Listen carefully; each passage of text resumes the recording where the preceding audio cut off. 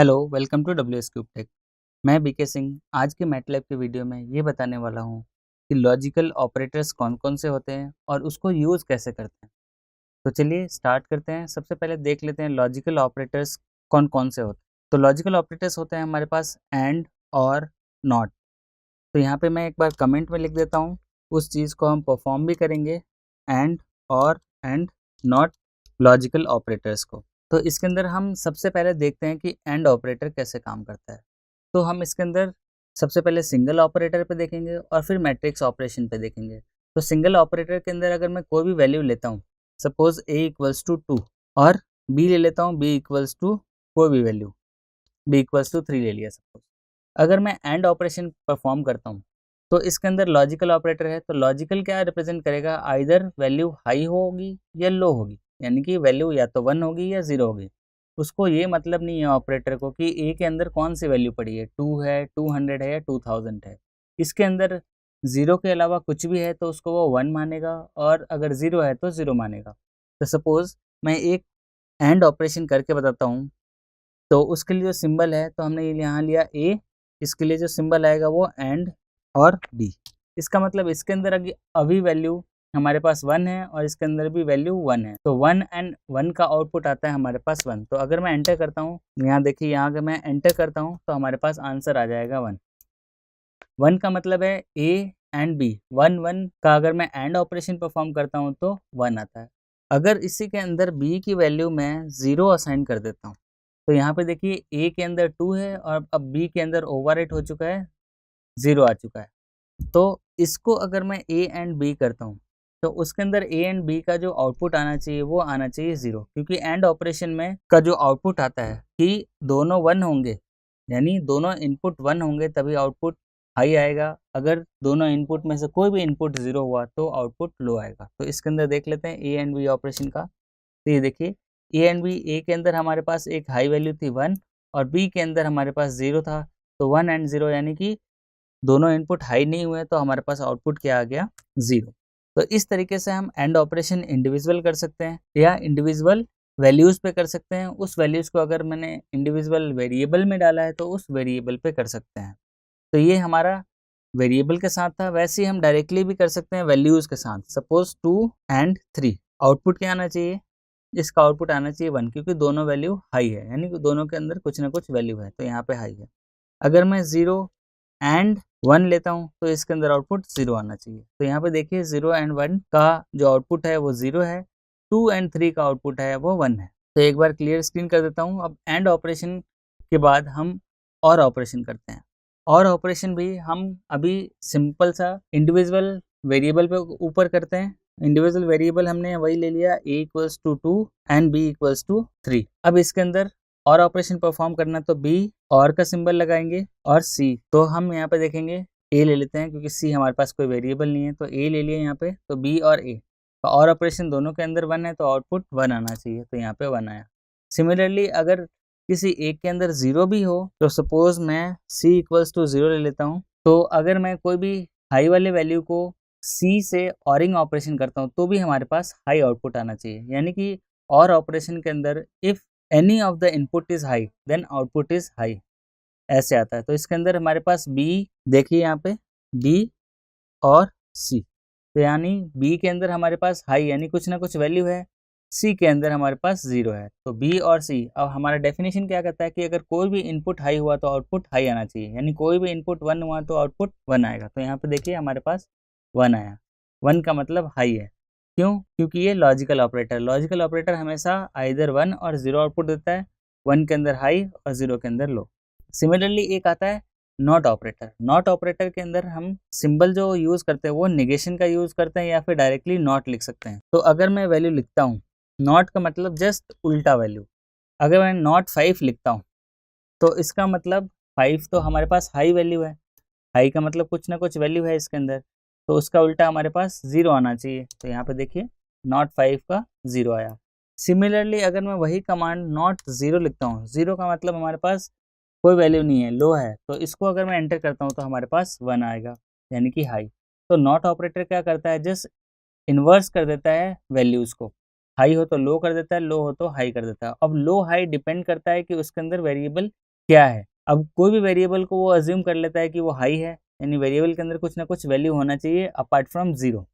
अब सिमिलरली मैं देख लेता हूँ इसके अंदर कोई नेगेटिव वैल्यू डालते हैं, तो अगर -5 लेते हैं तो क्या आ रहा है यहाँ पे, इसको भी ये अज्यूम कर रहा है कि कुछ ना कुछ वैल्यू है, कुछ ना कुछ वैल्यू है, मतलब इसके अंदर ये वैल्यू है।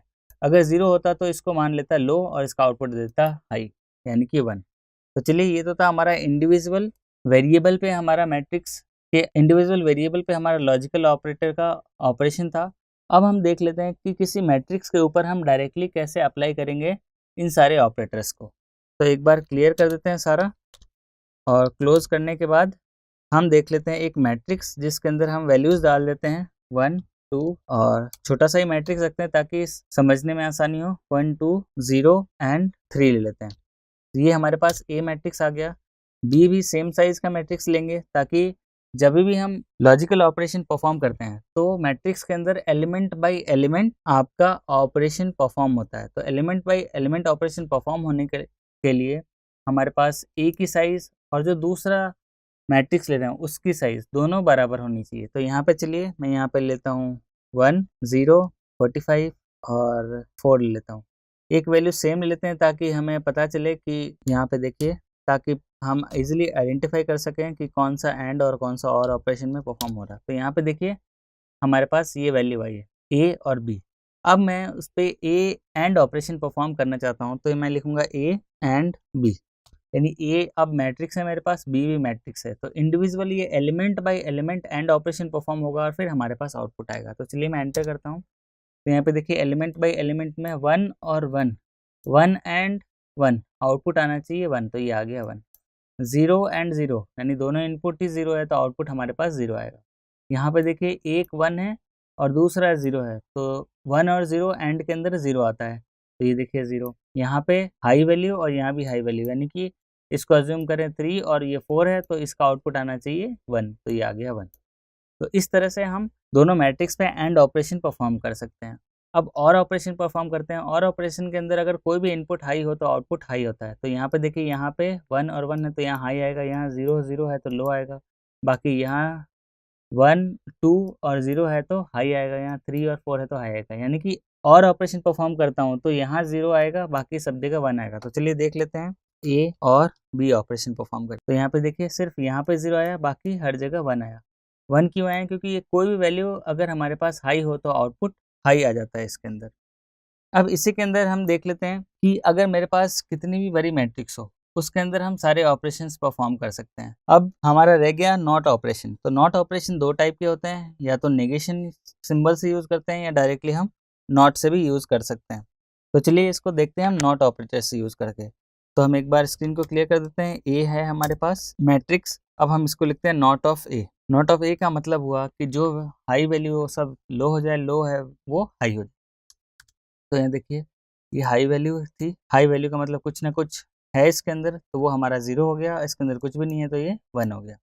इसी को अगर मैं नेगेशन ऑपरेटर से रिप्रेजेंट करता हूँ तो भी सेम हमारे पास आउटपुट आना चाहिए। तो यहाँ पे देखिए इसको हम इस तरह से भी लिख सकते हैं, तो ये सिंबल से भी लिख सकते हैं और नॉट ए दोनों तरीके से हम लिख सकते हैं। अब इसके अंदर एक और चीज़ ऑपरेशन परफॉर्म करते हैं कि अगर मुझे मैट्रिक्स को टेस्ट करना हो कि उसके कॉलम नॉन ज़ीरो एलिमेंट हैं या नहीं है। नॉन ज़ीरो एलिमेंट का मतलब कि अगर हमने कोई मैट्रिक्स क्रिएट किया तो उसके अंदर हर एलिमेंट के अंदर मैट्रिक्स वैल्यू है या नहीं। नॉन ज़ीरो एलिमेंट का मतलब उसके अंदर मैट्रिक्स की वैल्यू असाइंड है। ज़ीरो एलिमेंट का मतलब होता है उसके अंदर मैट्रिक्स की वैल्यू 0 है। तो चलिए इसको टेस्ट करने के लिए हम एक दूसरा वेरिएबल ले लेते हैं जिसके अंदर अज्यूम करेंगे हम मैट्रिक्स को। तो चलिए मैं दूसरा वेरिएबल कैपिटल ए लेता हूँ जिसके अंदर मैं मैट्रिक्स की वैल्यूज़ असाइन कर देता हूँ, सपोज 0 0 1 और वापस 0 0 2 और वापस इसके अंदर 0 0 4। यानी कि हम इसके अंदर वैल्यूज़ जो ले रहे हैं वो ये है कि हमने यहाँ पे देखिए 1 रो और 3 कॉलम्स के अंदर इसको शो किया है। तो वैसे ही हम जब इसको एंटर करते हैं तो हमारे पास वैल्यूज़ आ जाएगी। ये देखिए 3 रोज आ गए और 3 कॉलम्स आ गए। उसके अंदर हम देखिए जो थर्ड कॉलम है उसके अंदर सारा का सारा वैल्यू हाई है।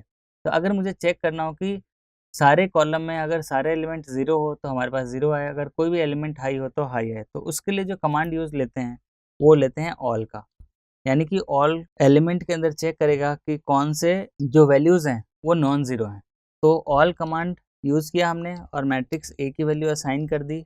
अब यहाँ पे देखिए हमारे पास 0 0 1 आ रहा है, यानी नॉन ज़ीरो एलिमेंट होगा वहाँ पे 1 आएगा, जहाँ पे ज़ीरो एलिमेंट है वहाँ पे 0 ही आएंगे। तो ये था हमारा नॉन ज़ीरो एलिमेंट आइडेंटिफाई करने के लिए फंक्शन ऑल, या फिर इसको बोल सकते हैं कमांड ऑल। सिमिलरली अगर मेरे पास नॉन ज़ीरो एलिमेंट रिटर्न करना है रो वाइज, यानी चेक करना है कि रो वाइज हमारे पास आउटपुट आए कि कौन से रो में हमारे पास जीरो या नॉन जीरो एलिमेंट है, तो उसके लिए हमारे पास एक कमांड ले लेते हैं c इक्वल्स टू, वापस इसी में ऑल लिख देते हैं। ऑल लिखने के बाद अब मैट्रिक्स की जो कॉलम है वो हम इसको बताएंगे। तो चलिए मैट्रिक्स के कॉलम हम बताने के लिए हमारे पास सबसे पहले हम मैट्रिक्स की वैल्यू देते हैं, उसके अंदर हम दूसरा पोजीशन यानी कि सेकंड कॉलम को चेक करना चाहते हैं।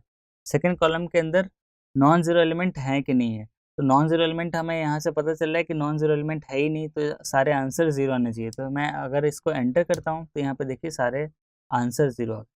सिमिलरली थर्ड कॉलम के अंदर अगर मैं चेक करना चाहता हूँ कि थर्ड कॉलम के अंदर नॉन जीरो एलिमेंट है या नहीं है, तो यहाँ पे चलिए इसको मैं 3 कर देता हूँ। तो इसके अंदर जो आंसर आना चाहिए वो सारे 1 1 1 1 आ जाने चाहिए। तो यहाँ पे देखिए ऑल के अंदर यहाँ क्या हुआ, ये सारे हमारे पास नॉन ज़ीरो एलिमेंट है और बाकी ये सारे ज़ीरो वाले एलिमेंट है। तो चलिए इस वीडियो में इतना ही, मिलते हैं अगले वीडियो में। Thank you.